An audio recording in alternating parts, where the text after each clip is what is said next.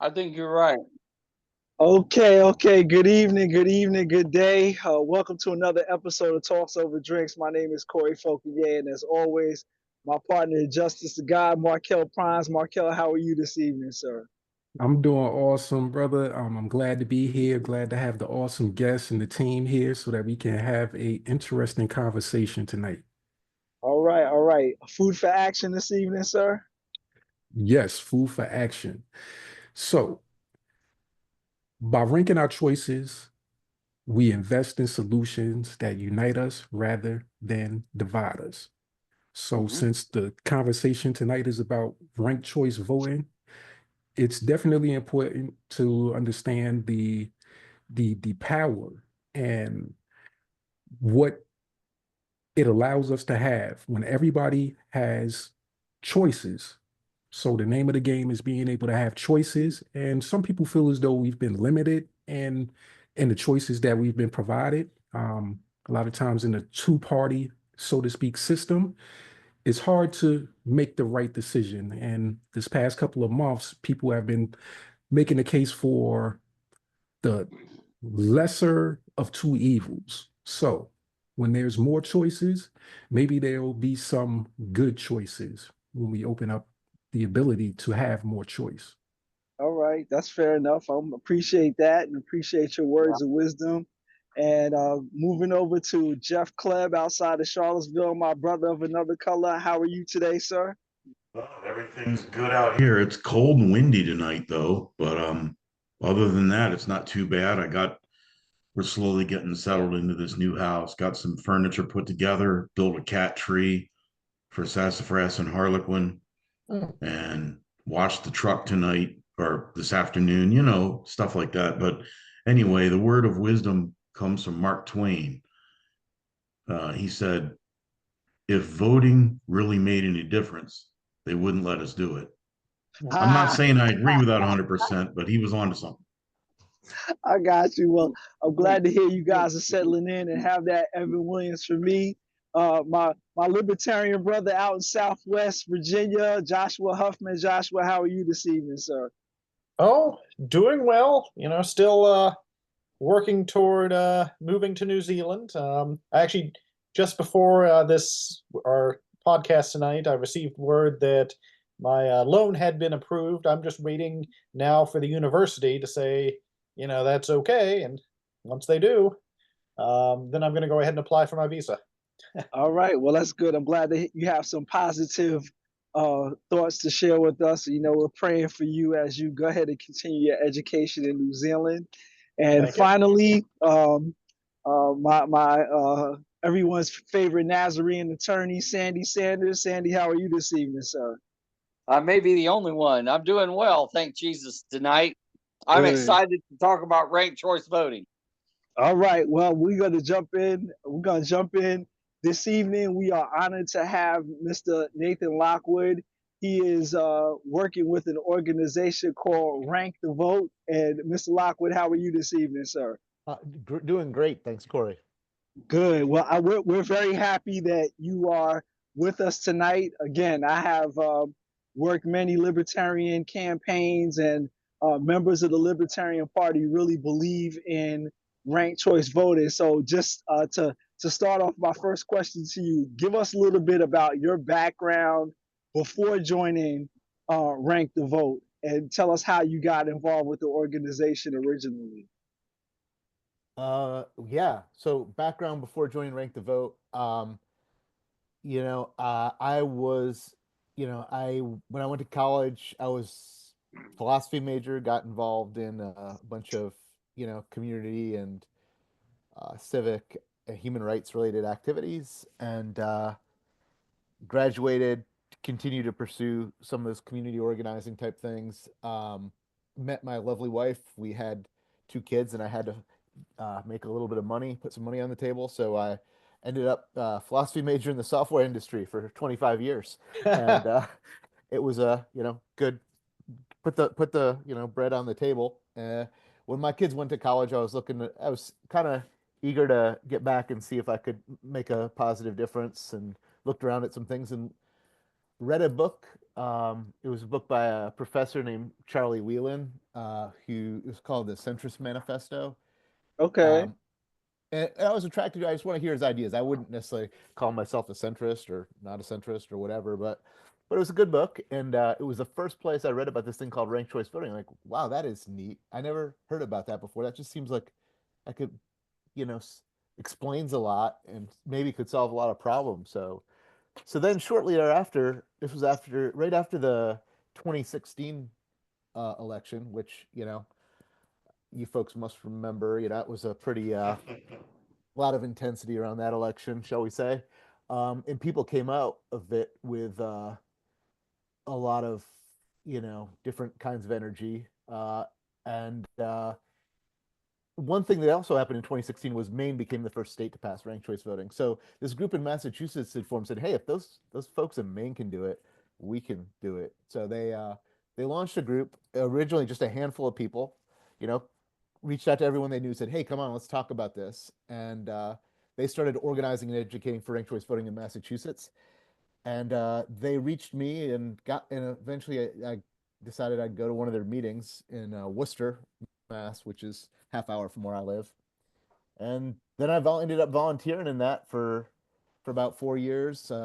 Like got so into it, I was volunteering 20, 30, 40 hours a week on top of my day job.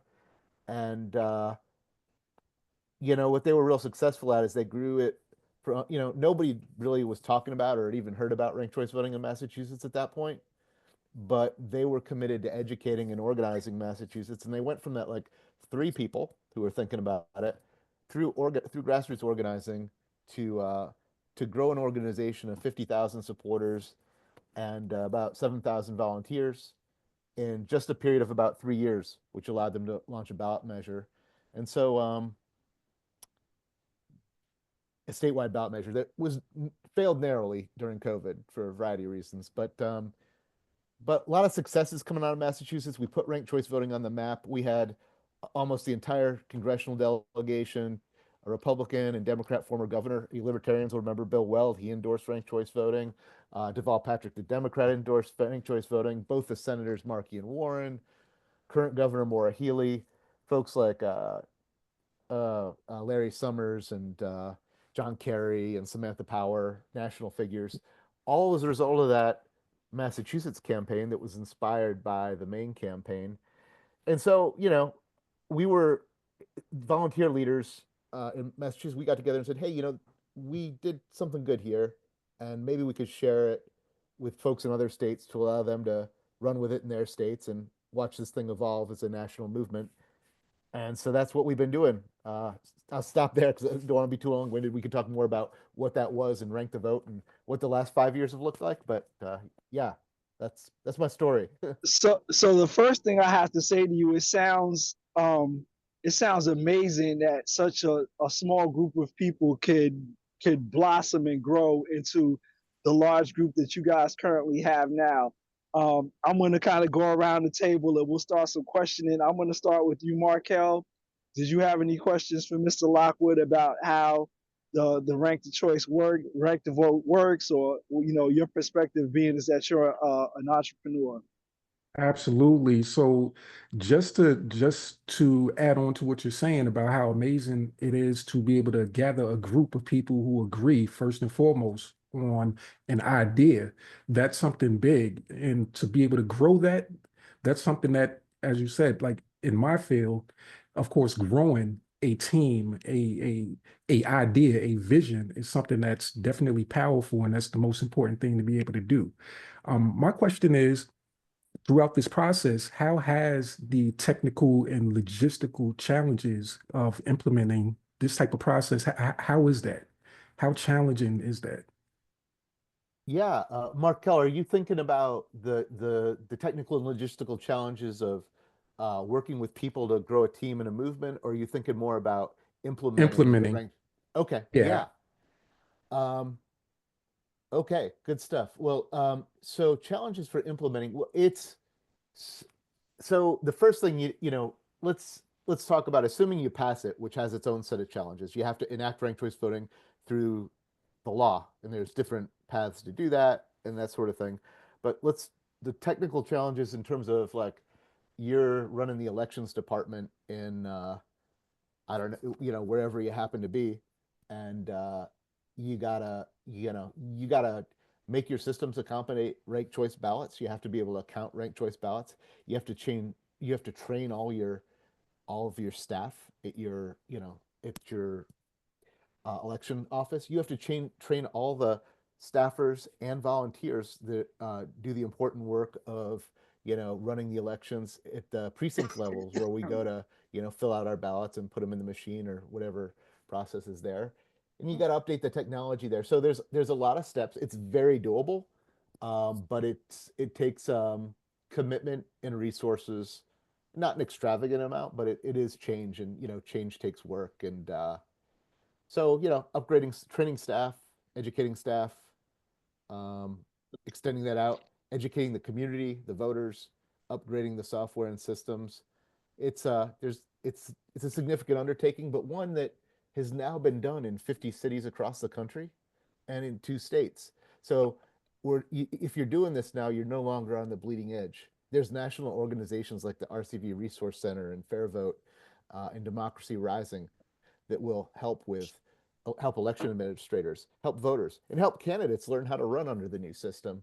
So there's a lot of support available. There's best practices being developed by secretaries of state in states that are working this system.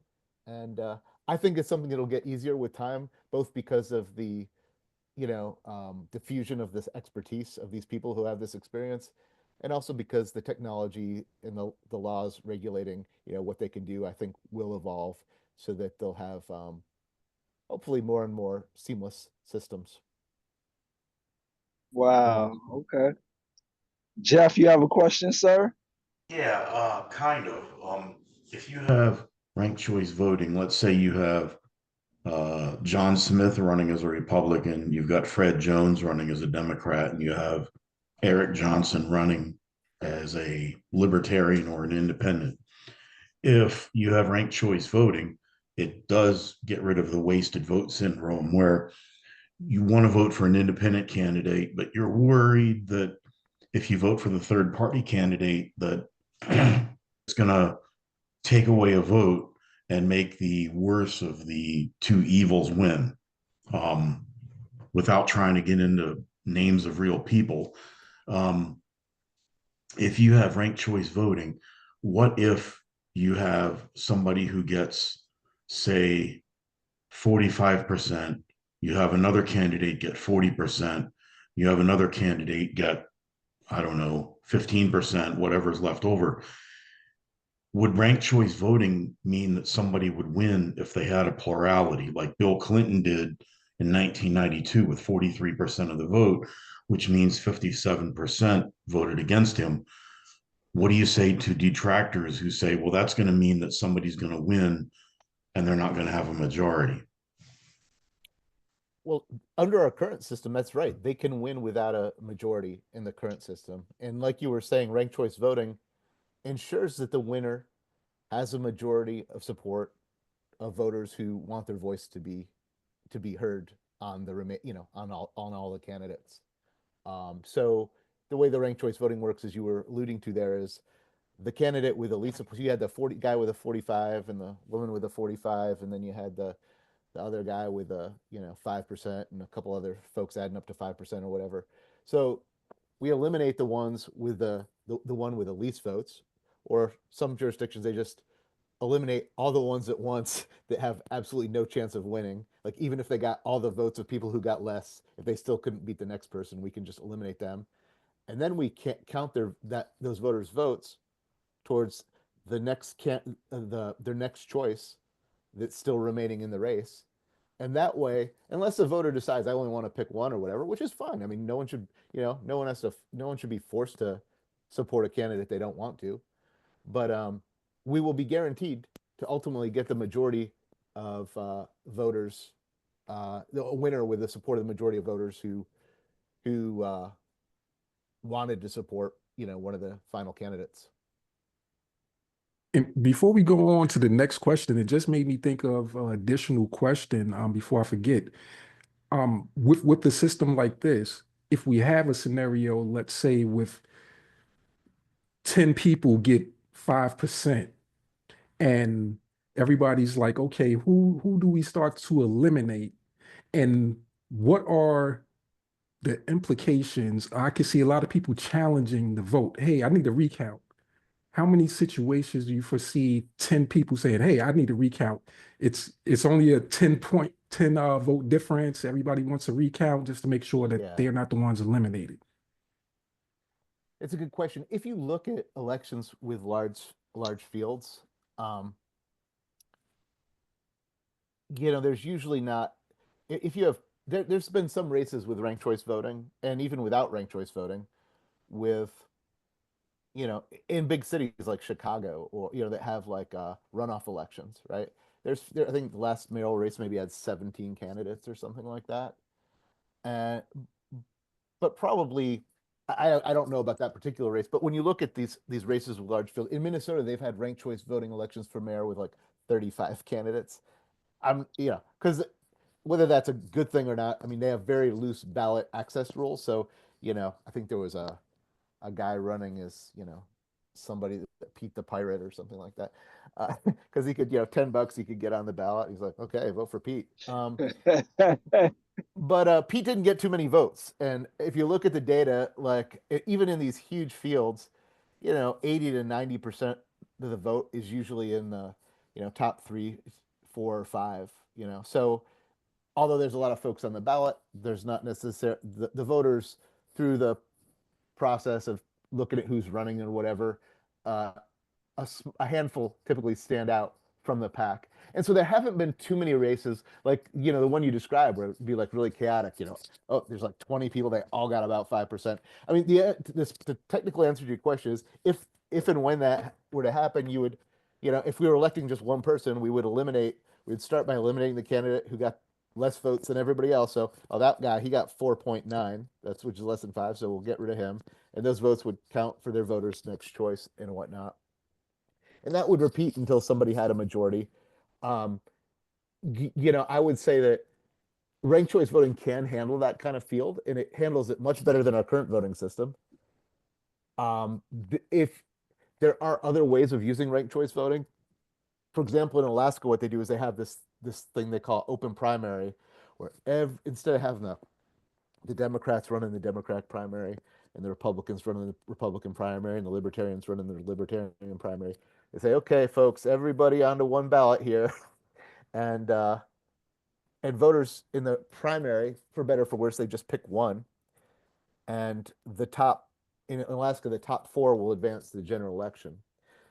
So when they did that for the first time they have one congressional seat in Alaska, and I think John Young had been in it for close to 50 years. So Wow.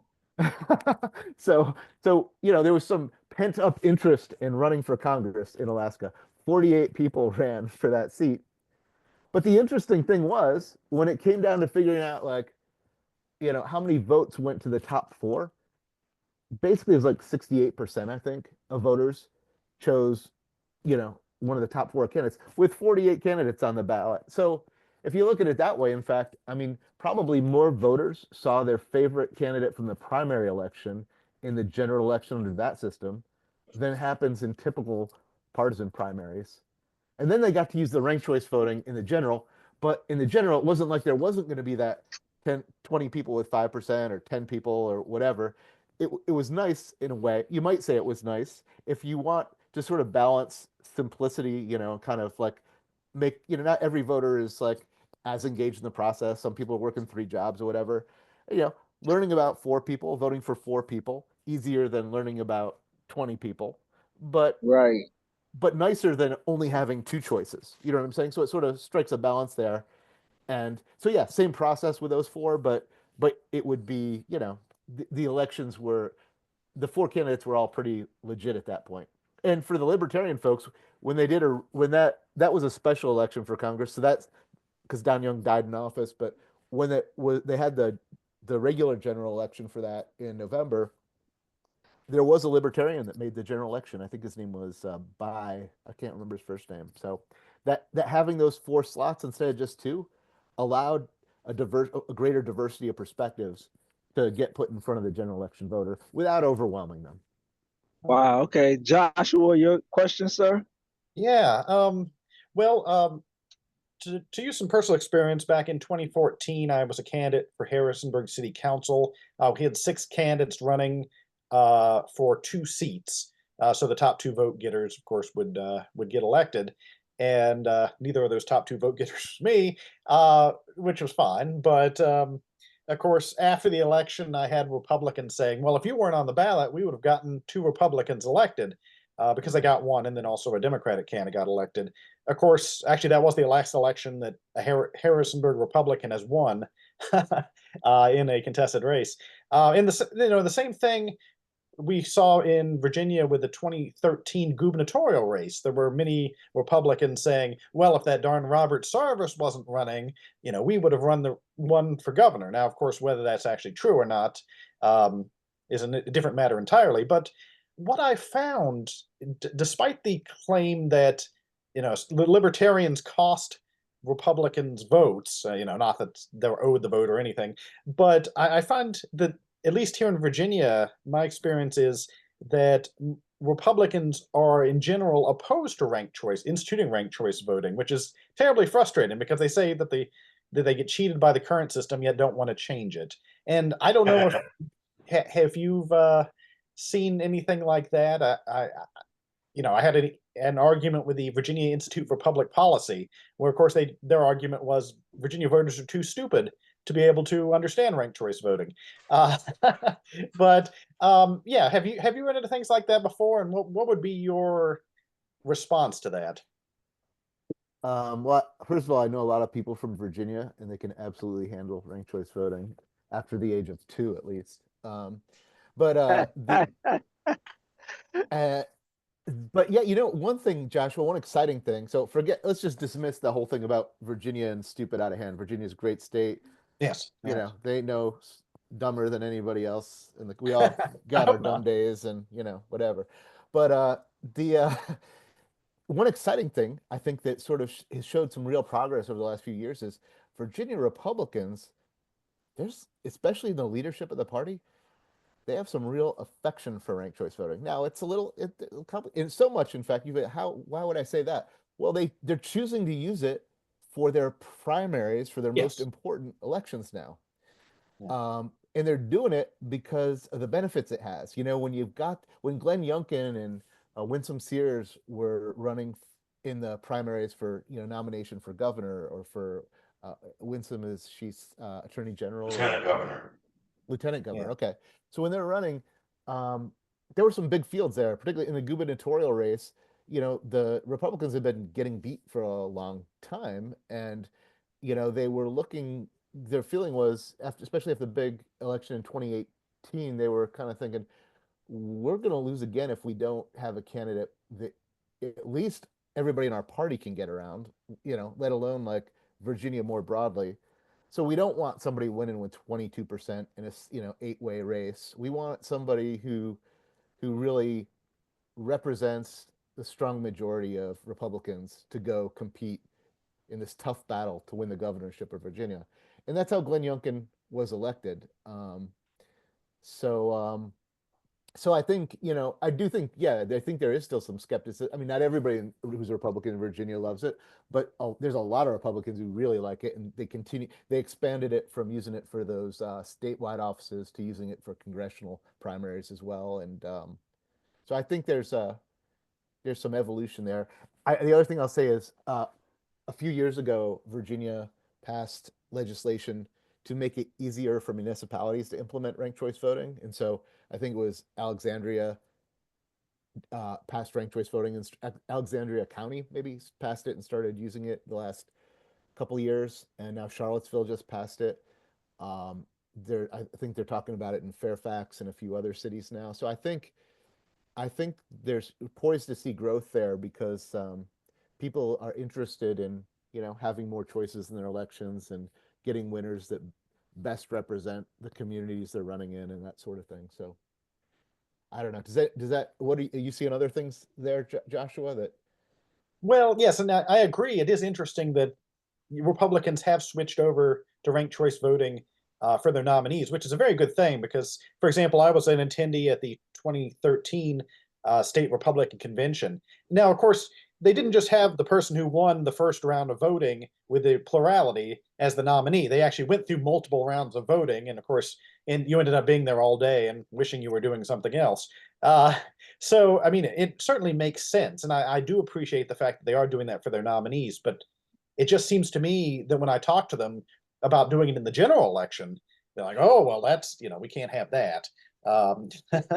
Yeah, no, they're not there yet, I don't think. I mean, I think they could get there, but I agree. I don't think I don't think they've gotten there yet. Well, Sandy, you have a question? Sandy's our resident attorney, Mr. Lockwood, so I'm sure he'll have a very interesting question for you. You didn't say anything about attorneys when you signed me up for this podcast. I think I'm pretty friendly. Well, let me first say, I think it's great to try to. I admire people who see something and want to change it, make it better, because that's me. I'm kind of a radical a little bit about choices and ballot access and things like that. And it may be that it may not be the ranked choice voting that caused things to happen sometimes, but I think I can say with a 50-cent answer that I think ranked choice voting is good for primaries, intra-party disputes, because it's useful for all of the party to be able to unite around one candidate. And so you have to be careful attacking your opponents and calling them all kinds of names, because you're implicitly attacking their supporters. Mm-hmm. And you need their supporters to vote in the second or third round. And if you alienate them, you're not going to get them. And so party unity gets supported. And I could see maybe ranked choice voting in municipal races where there might be more than, like we had 5 or 6 candidates for mayor of Richmond, only one of which I thought was minimally acceptable, but that's another story we can talk about later. One was a COVID tyrant and just all kinds of stuff. But my view is that ranked choice voting and maybe it was the combination of the open primary and the ranked choice voting, but ranked choice voting brought Lisa Murkowski back. And I don't think majority of the people would have voted for her under the traditional standard. And now we have to put up with her. And she's a rhino. I don't like her. She's always voting with the Democrats. And she even got the voting situation changed to ranked choice voting, in my view, so that she could win, because she's running against somebody more conservative. And of course, all the Democrats voted for Murkowski. So I think that skews the process. And I don't want the process skewed like that. So I think there's a place for it. But I also think, and I think the primary is a good place for it. And I think if you got 8 people running for 4 seats on city council, maybe that's a good place for it too. Because again, even if you win the city council, you got to work with people. You got to work with the other winners. And so if you're using your rhetorical firepower against other people, you may lose their chance to represent them. So that's my issue with. I also have some degree of a constitutional concern about the president. I'm not sure ranked choice voting is constitutional. Again, I don't know that I have a clause that I can point to, but it seems like to me that the whole system of the Electoral College was designed to say majority plurality. It doesn't matter. We're going to have whatever we have. And I think to try to beef up to 50% by looking at second and third places, I think for president, I think draws constitutional concerns about whether electoral vote can be allocated like that.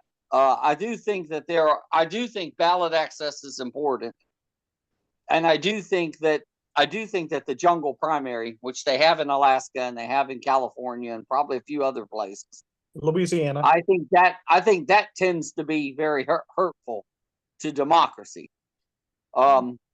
because a lot of times you get two Democrats that make it through the jungle primary, and then you have to choose literally the lesser of two evils. And there's probably a lot of times when I would probably just want to say, why bother to vote in the first place? Which then hurts down ticket races, because if you don't like, if you got Kamala Harris versus whoever was running against her, she had a Hispanic name, but I can't think what it is, Gomez or something like that. It was, then why should I bother to vote when there might be a Republican for House or a Republican for supervisor or something like that? And so I think that's the issue with ranked choice. I think that's my issue with ranked choice voting, and I would love to hear our guests' comments on that. All right, should Corey? You want me to chime in? Yeah. Yes, Oh, sir. yes. Go ahead. Yes, sir. All right. If I had my drink with me, I'd take a sip right now, but I don't. Yeah. So, Sandy, thanks so much for sharing your thoughts on that, and it's great because you clearly think about these things a lot, so it's always great to have these kind of conversations. Now, I don't necessarily agree with everything you said, and we'll go through that, but I appreciate that, and I do agree with it. Yeah. And I appreciate what you're trying to do. You're trying to make the electoral system better. And I get frustrated having to vote for the lesser of two evils because only two can win. By the way, there was a statistic about the Sarvis race that said Sarvis wouldn't have affected the race because about 1/3 of the Sarvis voters would have voted for Cuccinelli, and about 1/3 of the Sarvis voters would have voted for McAuliffe, and 1/3 wouldn't have bothered to vote. So the margin would have been the same, or at least the vote margin would have been the same. Maybe percentage would have been a little different. So I don't think Cuccinelli, it's easy to look at the numbers and say, wow, look at that. 90% of the libertarians have only voted for us. And a lot of libertarians don't want to vote for Republicans. They don't like them. Yeah.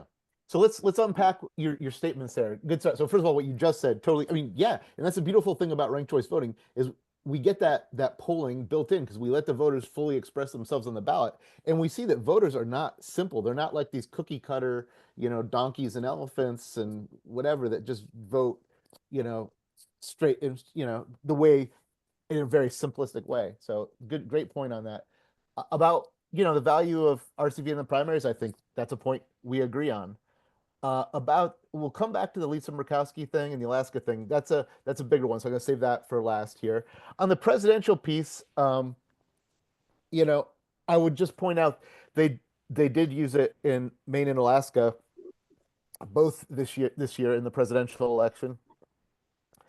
And there was a piece I can't remember where I read it, that actually looked at how the percentage of vote received by third-party candidates in Maine and Alaska versus the other states, and actually they did significantly better. I mean, it wasn't earth-shattering. They weren't, they were nowhere competitive with the major party candidates, but it did make some of a difference in allowing people who might not have otherwise, shared their preference. That's right. As far as the constitutionality goes, I mean, I don't know if it's been challenged for its use of president yet. All the other challenges up through the state level have been adjudicated favorably for ranked choice, including in Maine. There were some challenges a few years ago, and it was a Trump appointed federal circuit judge that upheld, ranked choice voting, and dismissed the arguments on that.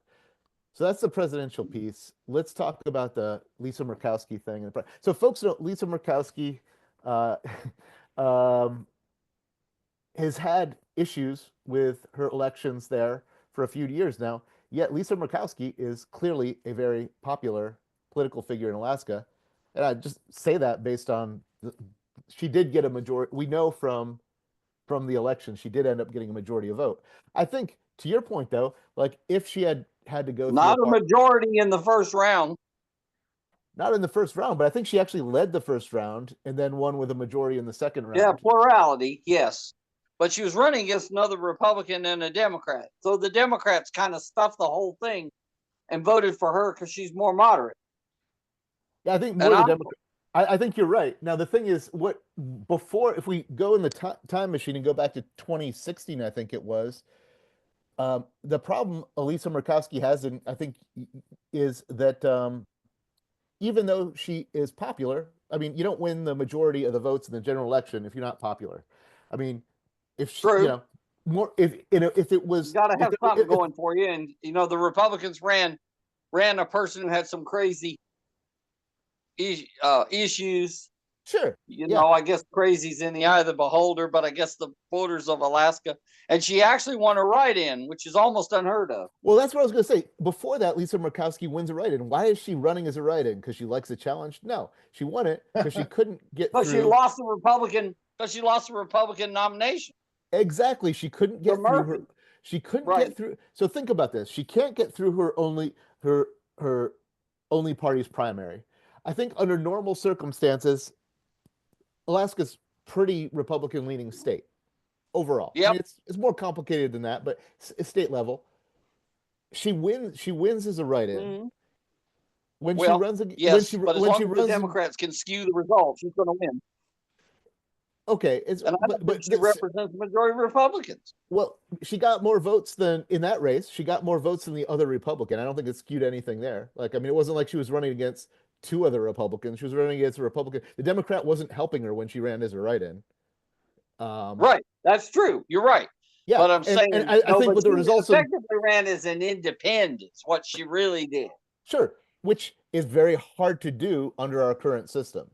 Yes. So this I is where agree. I'm going with this. So what Right. the 2022 results show is if it was a head-to-head matchup between the Republican Party's favorite Kelly Shabaka and Lisa Murkowski, she would, even with no Democrat running, she would have won head-to-head.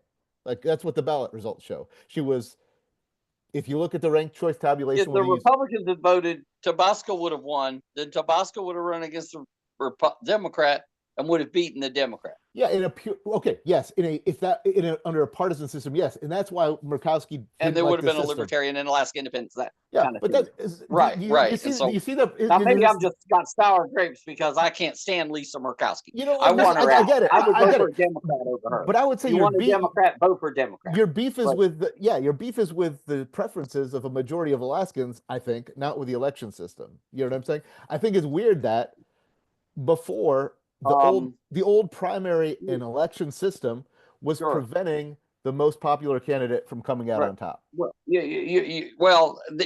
you could look at it like that. I thought that Senator Castle, I thought Representative Castle, in fact, in Delaware, should have run a write-in against the crazy lady who got the Republican nomination for Senate against her. It was one of those Tea Party situations. But I think it may be. But maybe you're right. Maybe it's the jungle primary that I'm mad about, and not the ranked choice vote. It might You be, know, but I gotta say, if you had the standard primary. if somebody was on the still have- ballot named Chewbacca, I would vote for them.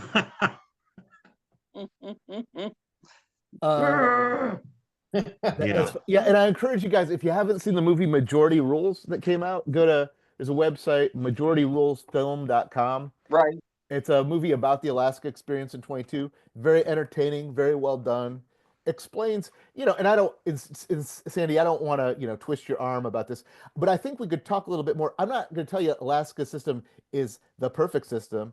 I do think it's a lot better than the one we're using now. And I think what we saw is it solved a problem of a candidate preferred by a majority of Alaskan voters would have had to jump through all kinds of hoops and probably not even make it through under the old system. I think, but there's other aspects of our system and you can't fix everything at once, but I do think a couple things. One is, how do you get a candidate in the general election to win that a majority of voters prefer? How do you allow voters in the general election to have a reasonable set of choices so they're not locked into, one candidate they'll never vote for, and then one choice of candidates they might possibly, prefer or whatever. So I think there's different ways to solve that problem. But Alaska's one of them. I think building on what the Republicans in Virginia started with ranked choice voting in primaries, you could keep the partisan. Imagine if you look at Maine didn't do what Alaska did to their primary system. They kept a traditional party primary system, but they opened up their general elections to ranked choice voting so that, you wouldn't have this lesser to problem, et cetera. Right. That's right. And that's Maine's a lot more competitive for both sides than Alaska, which is probably predominantly Republican. Now, I will tell you that there's somebody, if you decide to talk to somebody about things in Virginia, I would talk to Sam Rasool, who's a delegate, and he tried to introduce a bill one time about the jungle primary, because his theory was, if it's a jungle primary, it will force the candidates for the major parties to be more moderate, to come closer to the center. And so therefore, now I disagreed with him about it, but I think his concerns about, I think he's in politics for the right reasons, to try to do.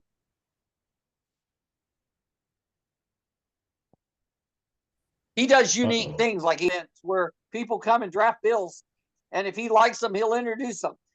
So I think he's got real good constituent. He'll probably win majority of the vote, even if his district wasn't majority Democrat, which it probably is.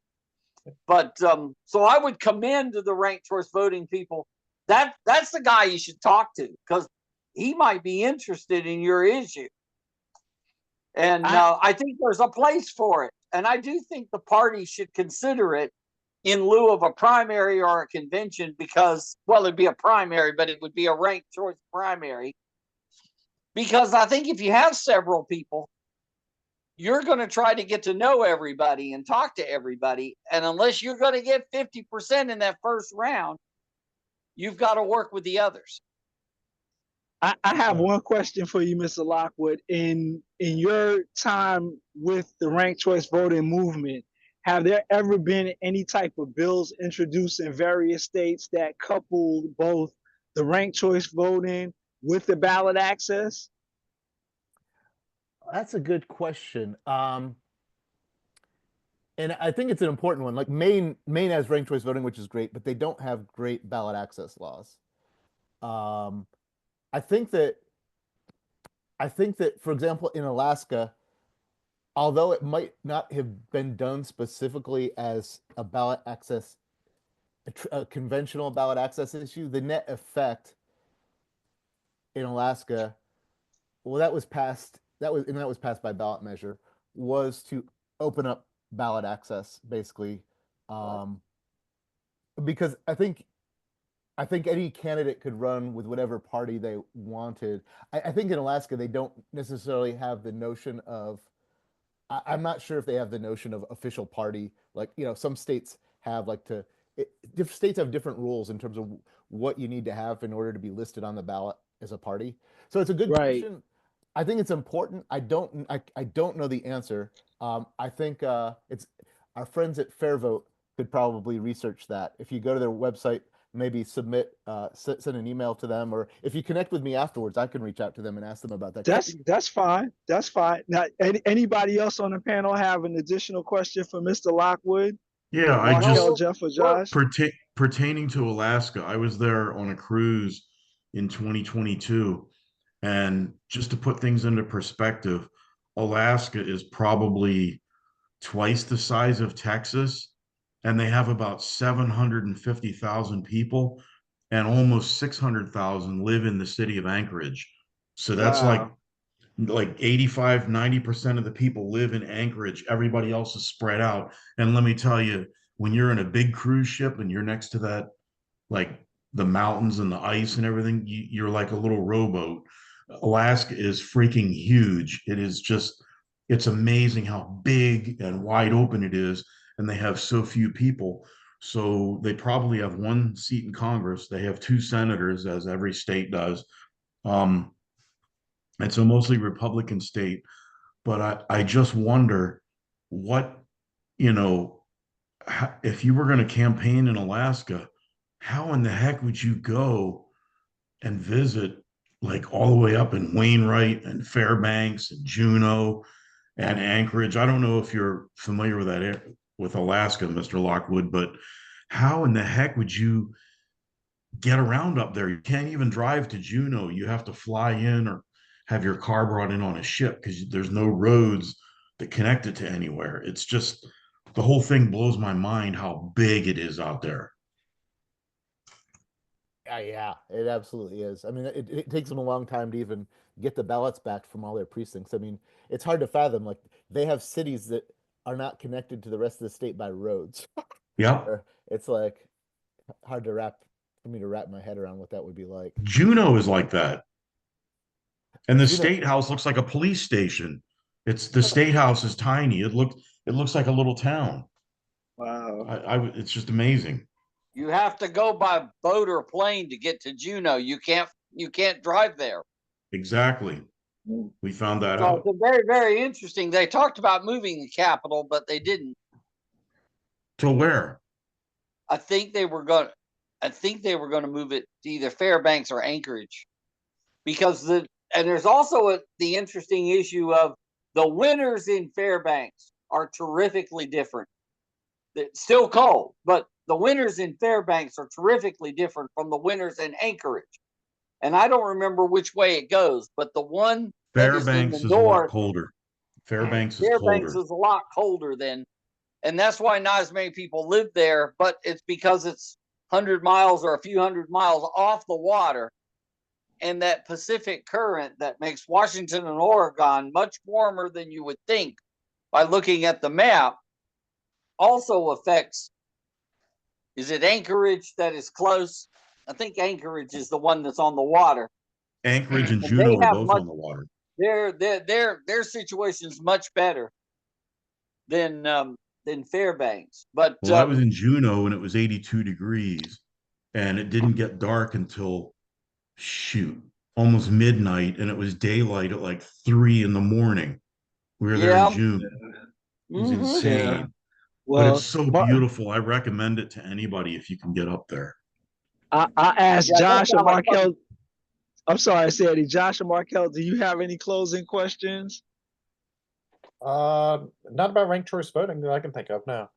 Okay. I Markel? wanted to thank Mr. Lockwood for coming, Yes. my pleasure. and I'm glad to hear from him. He's opened my eyes about things. All right. Well, I will definitely say, Mr. Lockwood, you have an open invitation here on Talks Over Drinks. If you ever have a candidate that you guys are looking to support, or you run into candidates that are looking to be on any podcast, we have an open door policy, and I will share with you an email after we conclude. We just ask you to give our viewers your contact information or the contact information of your organization. And when we edit it, Markel will do the little splash underneath your picture so that people can see that. If you could just share your contact information with us. Mm-hmm. Yeah, 100%. So our organization is www.rankthevote.us.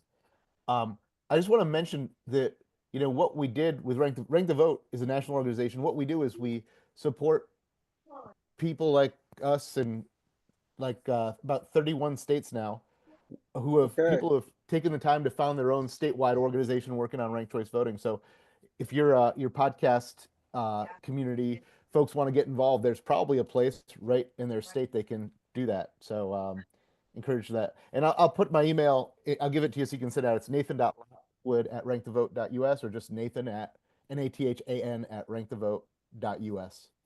All right. Well, we appreciate your time. Yes, sir. So as we conclude, that we appreciate Mr. Lockwood for coming and discussing ranked choice voting with us. Feel free, any viewers, to contact him or get involved with his organization or Fair Vote. I am familiar with Fair Vote from Virginia. Again, my name is Corey Fauconier. As always, my partner in justice, the guy Markel Prines, my brother of another color, Jeff Kleb, my Libertarian brother out in Southwest, Joshua Huffman, and everyone's favorite Nazarene attorney, Sandy Sanders. Again, thanks to our guest, Nathan Lockwood, for Rank the Vote. Thanks for having us on, guys. Guys, do I understand? Are you all in Virginia in general? Yeah. We are. Oh, cool. Okay. Well, let me do a plug then for Upvote Virginia, who's a pro voter organization in Virginia that's working a lot. There's also a Ranked Choice Virginia that's doing great work. So thanks again for having me on.